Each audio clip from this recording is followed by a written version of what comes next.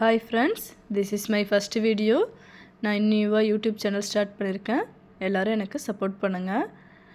First video பார்த்தீங்கன்னா ஹெல்த்தியான breakfast தான் கொண்டு வந்திருக்கேன். பச்சைப்பயிறு தோசை. இந்த பச்சைப்பயிறு தோசைக்கு பச்சைப்பயிரை 8 hours வந்து நம்ம ஊற வைக்கணும். இப்போ இது 8 hours ஊறிடுச்சு.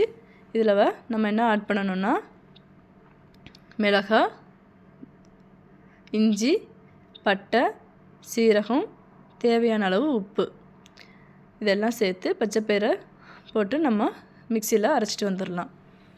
இது தோசை மாவு பதத்துக்கு அரைச்சிக்கலாம்.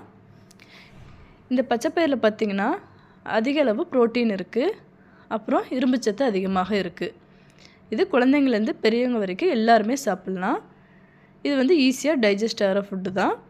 இது வீக்லி ட்வைஸ் நம்ம எடுத்துக்கிட்டோன்னா உடம்புக்கு ரொம்ப நல்லது. வெயிட் லாஸ் பண்ணுறவங்க காலையில் பிரேக்ஃபாஸ்ட்டுக்கு இதை எடுத்துக்கலாம். இப்போ நம்ம இதை தோசை மாவு பதத்துக்கு அரைச்சாச்சு. இப்போ நல்லா இதை மிக்ஸ் பண்ணி வச்சுக்கலாம். இப்போ இதோட என்ன ஆட் பண்ண போகிறோன்னா வெங்காயம், கொத்தமல்லி, கருவேப்பிலை இது மூணையும் பொடிசாக நறுக்கி இதை நம்ம இந்த மாவோடு சேர்த்து மிக்ஸ் பண்ணிக்கலாம். இந்த தோசையை நார்மலாக ப்ளெயினாகவும் தோசையாக ஊற்றலாம்.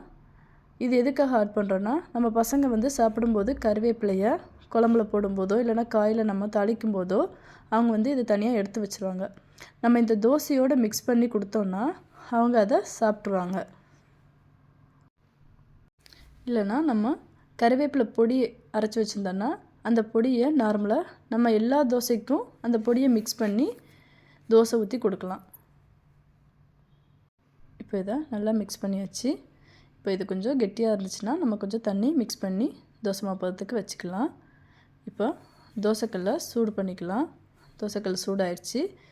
மாவை அதில் ஒரு 1.5 கரண்டி மாவு எடுத்து ஊற்றிட்டு அதை சுற்றி நான் வந்து பசங்களுக்காக தோசை சுடுறதுனால நெய் ஆட் பண்ணிப்பேன்.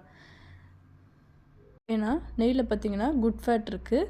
அது பசங்களுக்கு நம்ம டெய்லி அவங்களுக்கு 1 டைம் இல்லைனா 2 டைம்ஸ் வந்து நம்ம நெய் ஆட் பண்ணிக்கணும். காலையில் பிரேக்ஃபாஸ்ட்டு தோசையாக சுடும்போது அதை ஆட் பண்ணிக்கலாம். இல்லைனா மதிய சாப்பாடில் நம்ம நெய் மிக்ஸ் பண்ணி எப்போவுமே கொடுக்கணும். அது பசங்க உடம்புக்கு ரொம்ப நல்லது. பார்த்திங்கன்னா திருப்பி போட்டுடலாம். இந்த தோசை வந்து நல்லா கிறிஸ்பியாக டேஸ்ட்டாக இருக்கும். நம்ம இஞ்சி, பட்டை இதெல்லாம் போட்டதுனால அந்த பச்சைப்பயிர் ஸ்மெல் எதுவுமே தெரியாது. சாப்பிட்றதுக்கு ரொம்ப நல்லாயிருக்கும். என்னோடய பசங்க வந்து வீக்லி ட்வைஸு இந்த தோசை ரொம்ப விரும்பி சாப்பிடுவாங்க.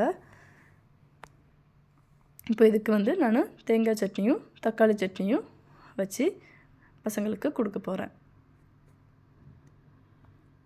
ஓகே ஃப்ரெண்ட்ஸ், எல்லாருக்கும் இந்த வீடியோ பிடிச்சிருந்துச்சுன்னா லைக் பண்ணுங்கள், கமெண்ட் பண்ணுங்கள், சப்ஸ்கிரைப் பண்ணிடுங்க மறக்காமல்.